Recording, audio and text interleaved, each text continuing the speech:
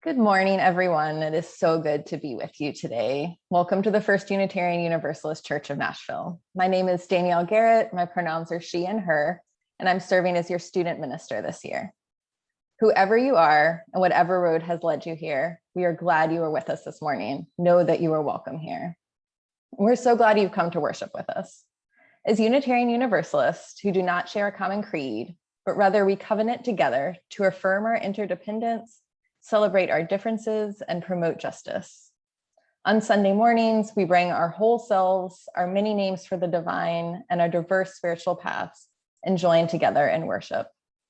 Through joyful music, quiet prayer, and thoughtful words, we seek to honor that which we hold most sacred and affirm our congregation's mission to create community, nurture spiritual growth, and to act on our values in the broader world, guided by reason and compassion. I'd like to extend a special welcome to anyone this morning who is visiting for the first time. If you are seeking a spiritual home, we hope that you might find it here. If you're joining us live this morning and feel comfortable, we'd love for you to say hello in the chat so we can welcome you. You can find helpful resources and more information about our congregation by visiting our website at firstuunash.org. You can also feel free to direct message me on Zoom this morning or reach out via studentmen@thefund.org for more information about the congregation, and I will drop those addresses in the chat. We're so glad you're all with us this morning. Welcome. My name is Jay Tiefenbrunn. My pronouns are she, her, and I serve as your director of music ministries. Our opening song was first recorded by Blind Willie Johnson, an African-American gospel blues singer and evangelist in 1930. A master of gospel blues, his slide guitar techniques and styling had a deep influence over American music. Our choir lent their voices to lead our singing today, and I invite you to rise in spirit and join in the singing.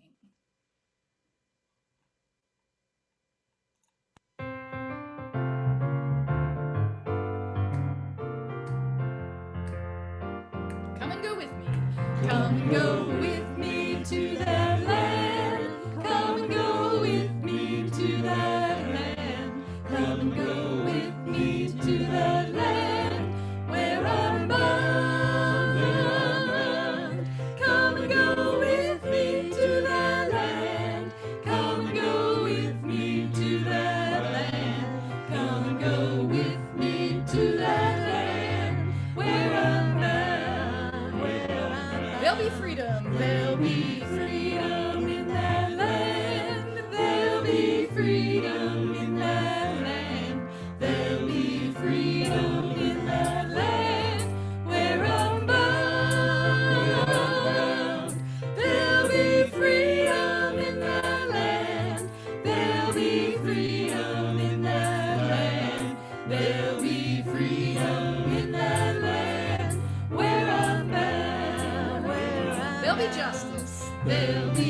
justice in that land. There'll be justice in that land. There'll be justice in that land. Where I'm bound. There'll be justice in that land.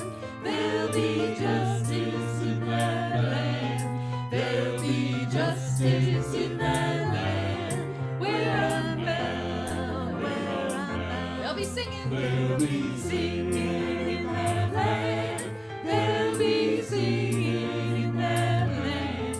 They'll be singing in that land. Where I'm bound.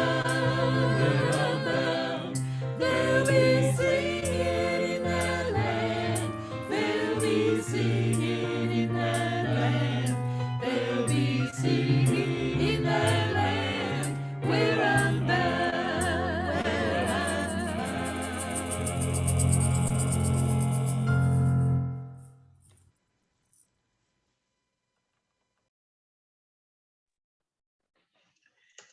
Good morning. I invite you to take in the words of Charlene A. Carruthers, organizer and author of Unapologetic, a Black queer feminist mandate for radical movements, who offered these words as our call to worship this morning. There are always forces, sometimes even within a social justice movement, that fight to kill the imagination of those actively engaged in the struggle, and for that matter, to limit all thinking about radical possibilities. But oppressed people have always imagined that freedom is possible, and our imagination will not be vanquished. The Black radical tradition invites all of us into an ongoing and persistent cultivation of the radical imagination. It is within the spaces of imagination, the dream spaces, that liberatory practices are born and grow, leading to the spaces to act and to transform.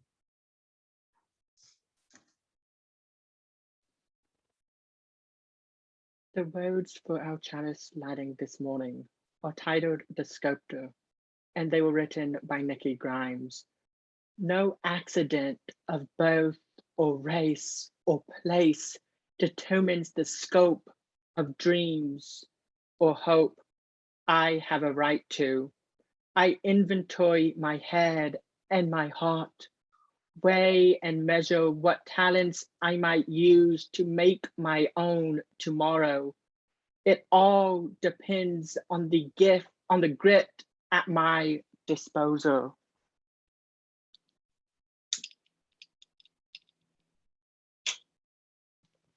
My father says hard work is the clay of dreams are molded from. Yes, molded. Dreams do not come, they are carved, muscled into something solid, something true.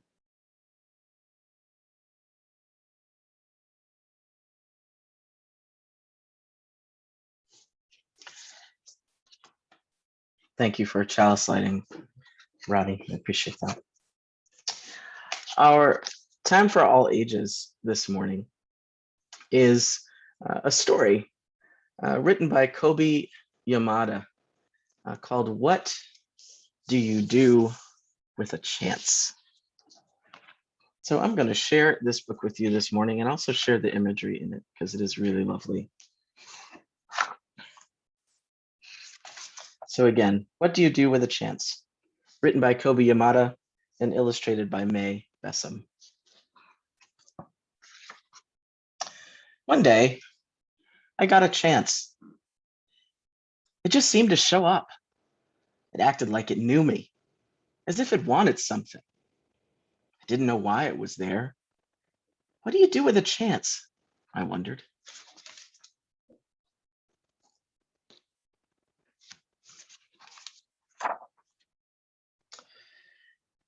It fluttered around me. It brushed up against me. It circled me as if it wanted me to grab it. I started to reach for it, but I was unsure and pulled back, and so it flew away.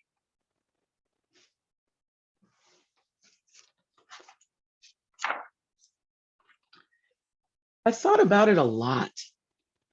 I wished I had taken my chance. I realized I had wanted it, but I still didn't know if I had the courage.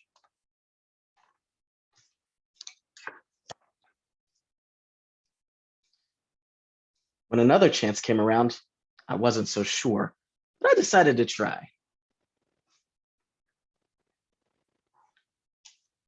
I went to reach for it, but I missed and fell. I was embarrassed. I felt foolish. It seemed like everyone was looking at me. Decided I never wanted to feel this way again.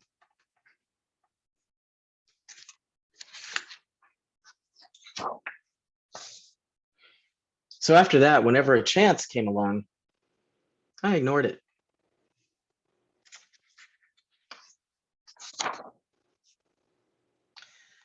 And the more I ignored them, the less they came around.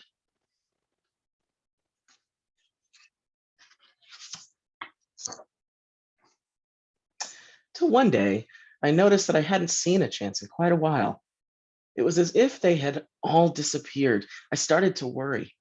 What if I don't get another chance? I know I acted like I didn't care, but the truth was, I did. I still wanted to take a chance, but I was afraid. And I wasn't sure if I would ever be brave enough.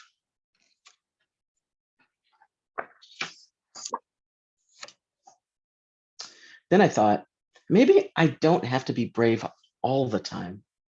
Maybe I just need to be brave for a little while, at the right time. I realized it was up to me.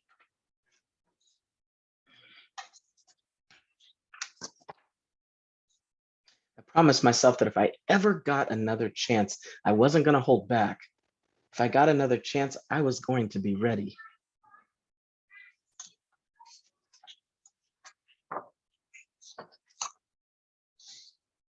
Then one seemingly ordinary day, I saw something shining far off in the distance. Is it possible? I hoped. Could this be my chance?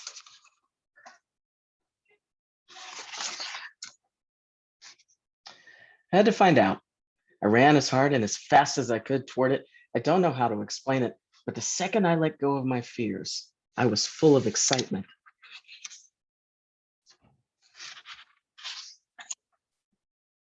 It wasn't that I was no longer afraid, but now my excitement was bigger than my fear. As I got closer, I could see that this was a really huge chance. This time I was ready. As it came by, I reached out and grabbed it. I held on with all my might. It's a really big chance. It felt so good to soar, to fly, to be free. I now see that when I hold back, I miss out. And I don't want to do that.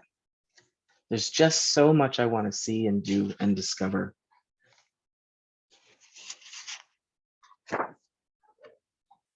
So what do you do with a chance?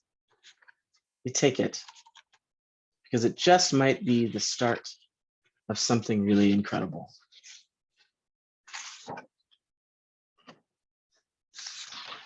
Herein ends our story.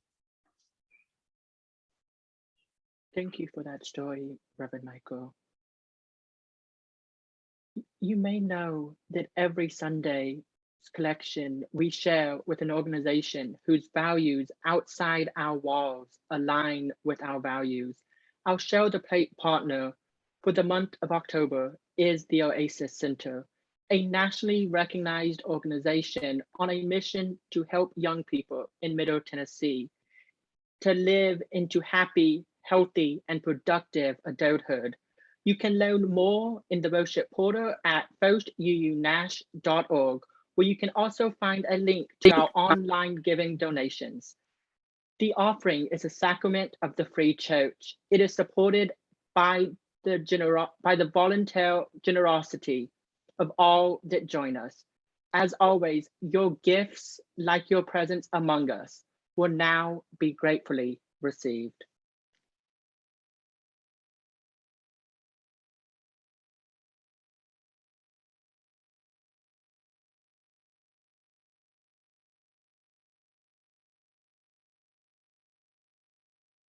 For each child that's born, a morning star rises and sings to the universe who we are. For each child that's born, a morning star rises and sings to the universe who we are. Oh, for each child that's born, a morning star rises and sings to the universe who we are. Oh, for each child that's born, a morning star rises and sings to the universe who we are.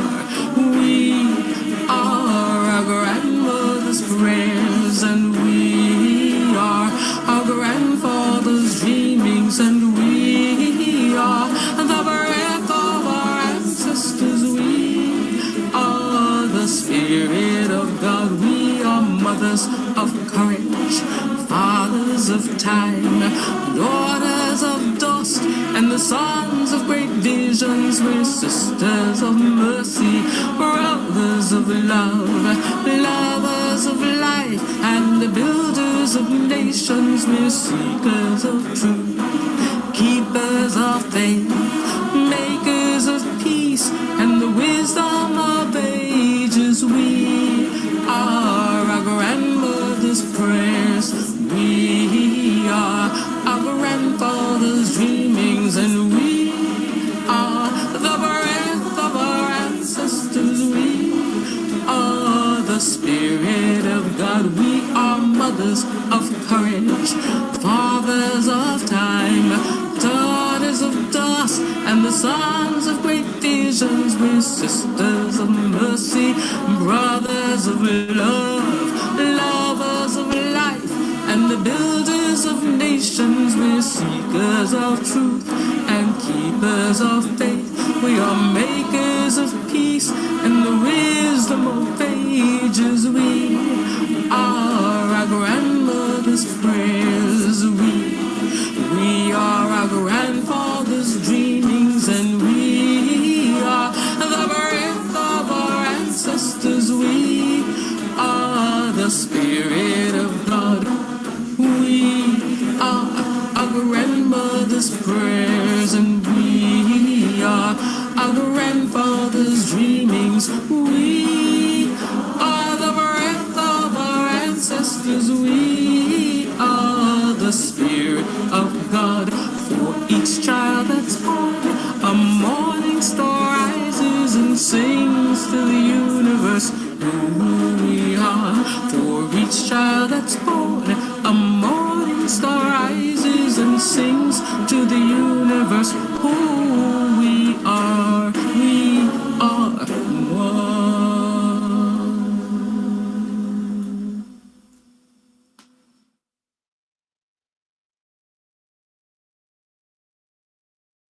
We are our grandmother's prayers, and we are our grandfather's dreamings, and we are the breath of our ancestors. We are the Spirit of God. We are mothers of courage.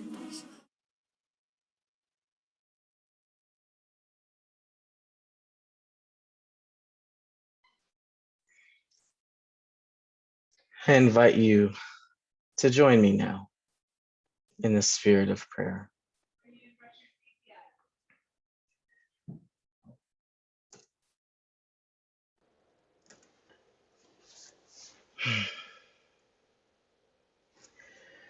May I be light in you. May you be light in me. Into our hearts, into our souls, let love abide.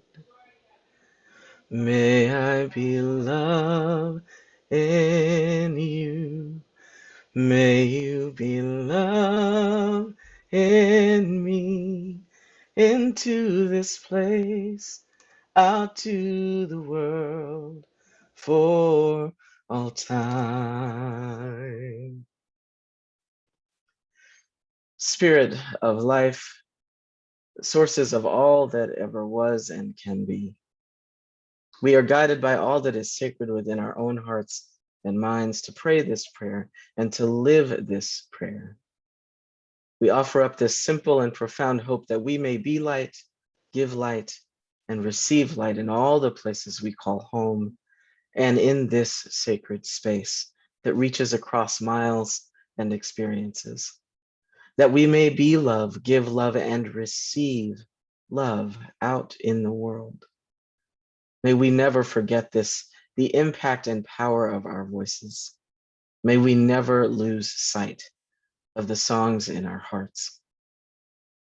Dee Blanchard reminds us that, and I quote, they can be heard as songs of love or of longing, songs of encouragement or of comfort, songs of struggle or of security. But most of all, they are the songs of life, giving testimony to what has been, giving praise for all we're given, giving hope for all we strive for, giving voice to the great mystery that carries each of us in and out of this world, unquote. Today, we hear those songs in all the ways we are learning and growing as communities of faith, hope, and love. We hear them as little ones become young ones. We hear them as loved ones pass from this life and into the unknown. And we hear them in the streets and at our polling places, and as people of faith and conscience pave the way for a better world. And we hear them in the silences, a deep awareness that there are those among us as yet unheard and unaccounted for. May we never forget the impact and power of our voices. May we never lose sight of the songs in our hearts. May grace and mercy follow us wherever we may go in the days ahead. Amen. Ashe, and blessed be.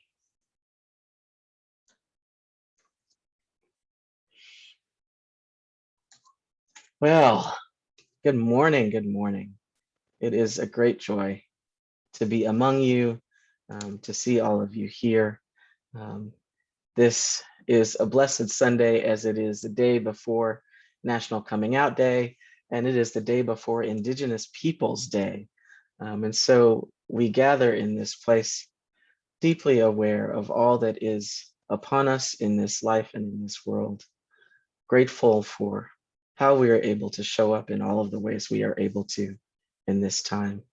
I send greetings from Black Lives of Unitarian Universalism, an organizing, collective, and growing, ever-growing spiritual community whose primary work and ministry is to support, resource, and enliven the power and capacity of Black UUs all across the country and the world. I also send greetings from my home here in East Point, Georgia, about 6 or 7 minutes from downtown Atlanta, where I returned just a year ago. I returned to Georgia just a little over a year ago, after a long hiatus from my home state, and where my family and extended family from all over the state are rebuilding beautiful and caring community in the middle of what have been, as we all know, really tough times. I give thanks for this time, and I thank you for having me. I come before you calling the names of Lewis Howard Latimer, Florida Ruffin Ridley, Marjorie Bowens Wheatley, Egbert Ethelred Brown, Fanny Barrier Williams, Frances Ellen Watkins Harper, Louis A. McGee, both of the Reverends Jordan, Joseph F. and Joseph H., David Eaton, William Chester McCall, Hope Johnson, and Elandria Williams, Black ancestors who gave so much to Unitarianism and Universalism and Unitarian Universalism, and whose names we don't hear often enough. May they hold me and be with all of us in our time together today.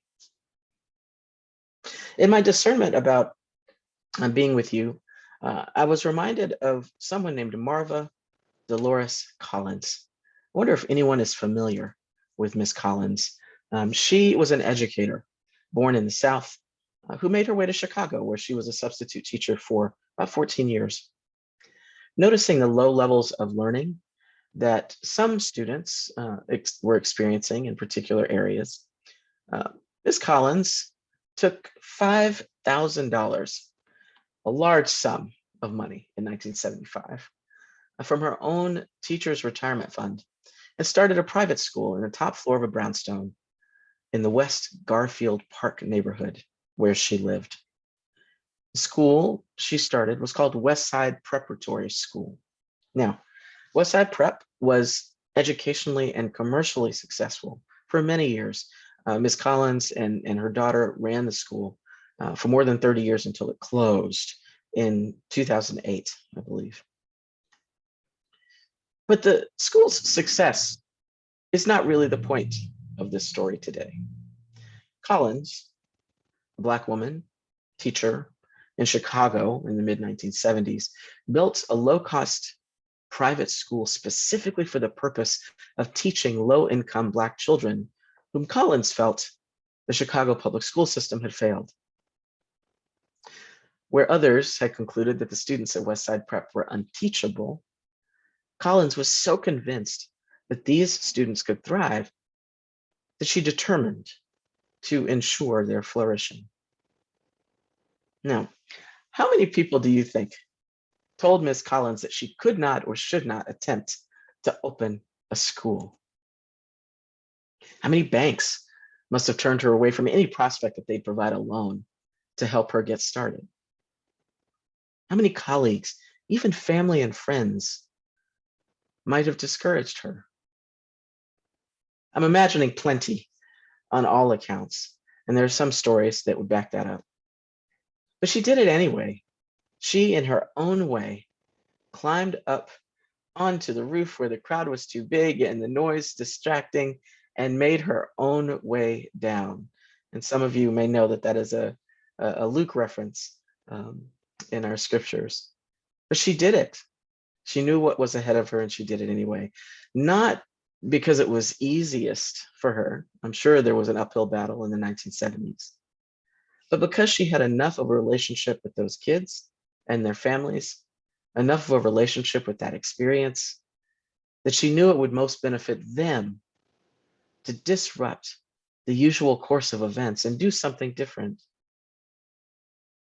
And her motivation to move on this beautiful idea was the very lie that fueled others' discouragement. The two often believed an equally misguided notion that doesn't seem like anything can be done, so why bother to try?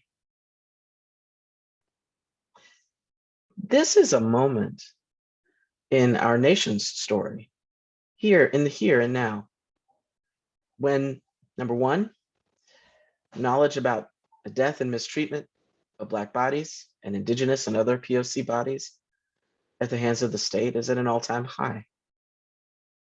This is at a moment in our nation's story when, number two, the impact of a global pandemic on the health and well-being of us all, and especially our children, is still weighing on us, on all of us. And three, so many lands have been flooded and forests have burned, wreaking havoc on communities and clouding our air and our lungs with smoke and ash. We have a responsibility as humans in this moment, as people of faith and good conscience, to understand how to move beyond the scarcity thinking of nothing can be done, because we honestly need one another now, way more than that mindset affords us. We have to disrupt it. We have to disrupt survival of the fittest, and we have to disrupt. We should wait and shift into thriving for us all, not sometime in the future, but right now, because the need has been just that great for lifetimes before us.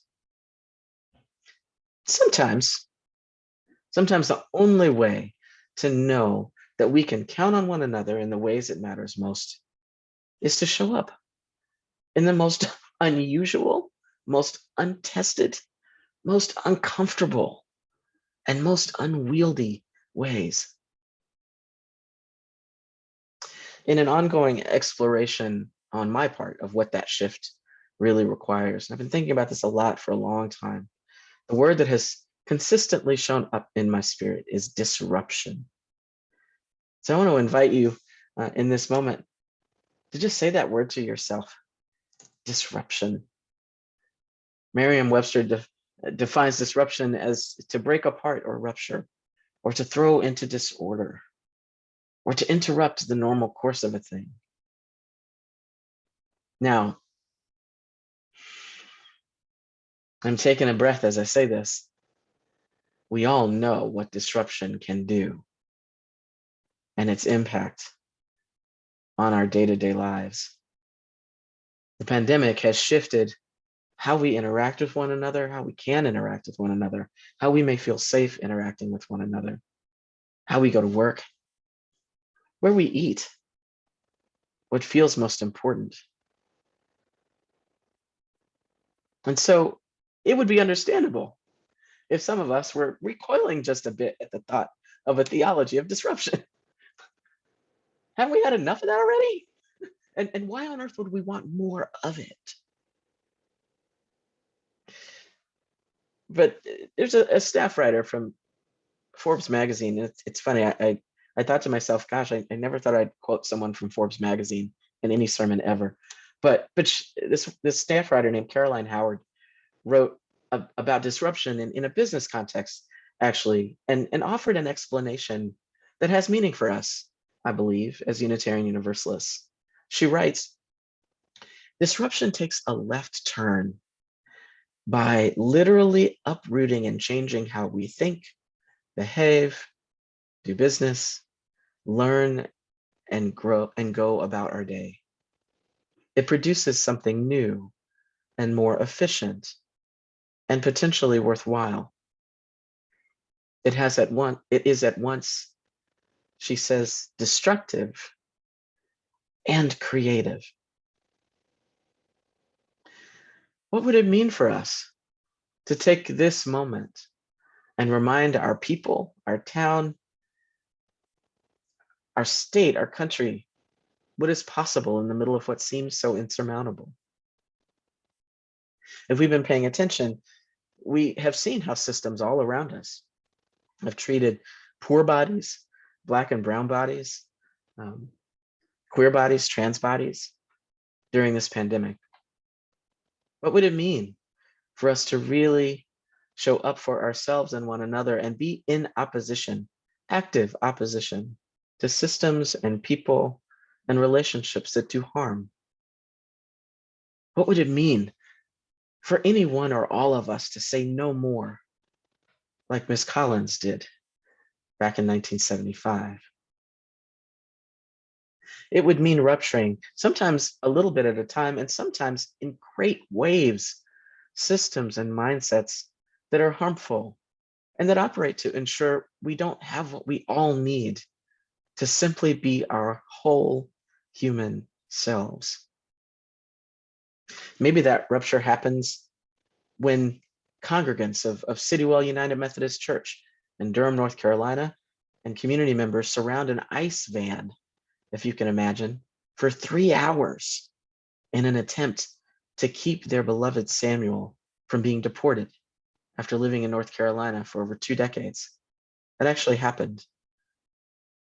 Or maybe it's when thousands of people come together all across the country over months and years, generations, to help shift the narrative that the only way to respond and resolve issues in community is by calling the police. Or maybe that rupture happens when a psychologist and a gay rights activist work to bring to the national stage in a new way what it means for those of us who are queer to name the power of our experiences on National Coming Out Day and every other day, for that matter. Or maybe that rupture happens when I remind myself on a really hard day that my worth is not tied to how much I produce, and that I choose not to work, but to rest and do things to build my body and my spirits back up.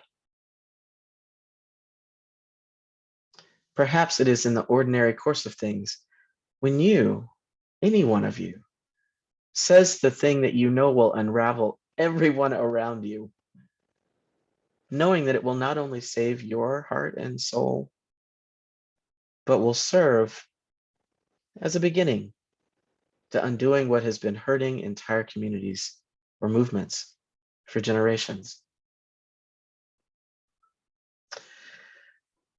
I believe we have a call as Unitarian Universalists to infuse the meaningfulness, and I would even argue the hopefulness of disruption into who we are and what we do in this world as it is, if we in fact are committed to this world being different and better for all of us. If meaningful change locally and in this country is what we seek, if that's what we seek, breaking through to the other side of lies we've been taught, what we've been told is the only way to do a thing, and what we've grown comfortable with is perhaps how we find it. I'm not going to lie and suggest that this is pretty or easy work. It is neither. But we're not living it if we're not practicing it. We're not living it if we're not practicing it over and over and over again. That is at the heart, as far as I know, of spiritual practice. What good does a recitation of those 7 principles bring if we have no idea or have no interest in actually living them out in our day-to-day lives? Taking risks, taking chances, giving up some things along the way. And in the process of peeling back layer upon layer of conformity and complacency, we're not going to just transform communities and systems. We're not just going to transform our church. We are going to be made new as individuals and as communities in the process. Discover something about ourselves that moves us toward a wholeness we may have never known before. Most importantly, if we do this, it's going to change how connected we are and can be to one another. This work of disruption is a prayer. It's an intention, a critical path forward, and a deep analysis about where we've been and where we need to go. It is a recognition that in our present day context, with the world as it is right now, disruption is devotion, it's care, mindfulness. Devotion is solidarity and comradeship. When we are in relationship long enough, then I might already know what you need because I've already been there with you. It begins with me. It begins with you, with all of us. The only way to liberation for all people is to embody a transformational Unitarian Universalism. That is, to be willing to interrupt the usual course of things and be open to the changes that building a new way may bring to your heart, your body, your mind and spirit. What sacred moment will be unearthed by you? What will you uproot or call into question? What dreams will you carve out of the clay, muscle into something solid, something true, as Nikki Grimes wrote These are the questions to consider and the questions to respond to if a mature faith, a robust faith that is everlasting, is what we strive for. May it be so.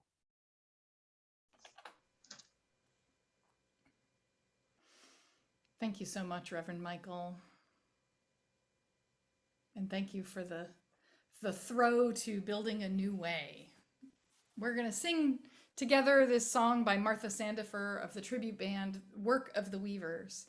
The Weavers included singer-songwriter Pete Seeger, and they introduced folk music and gospel blues to a wider audience in the 1950s and 60s.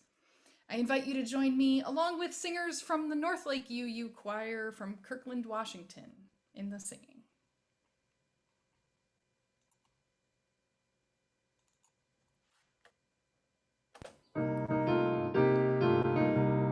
We are building a new way.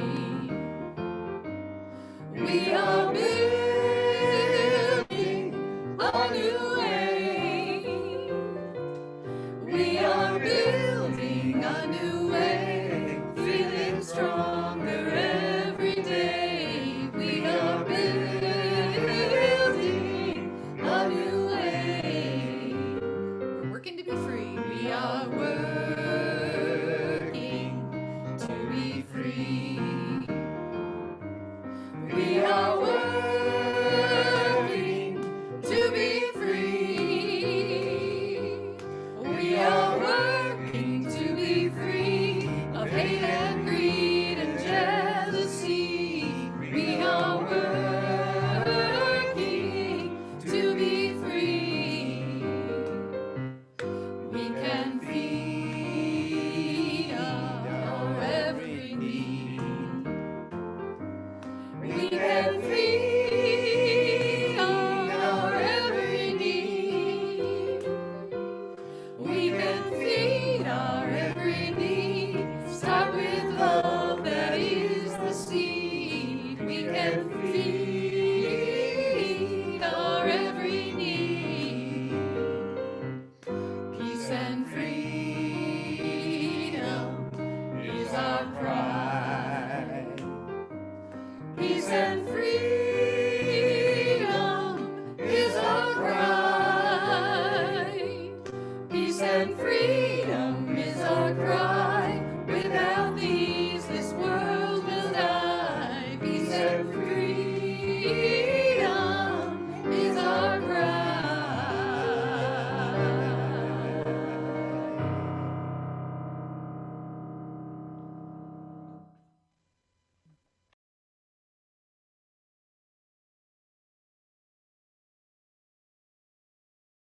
Peace and freedom is our cry.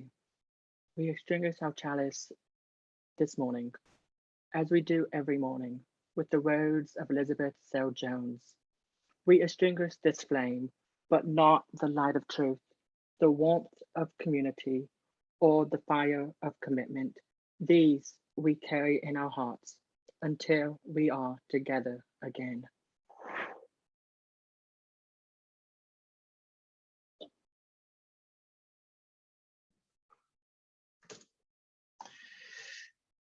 Our closing words are taken again from Unapologetic, where Carruthers offers these powerful words.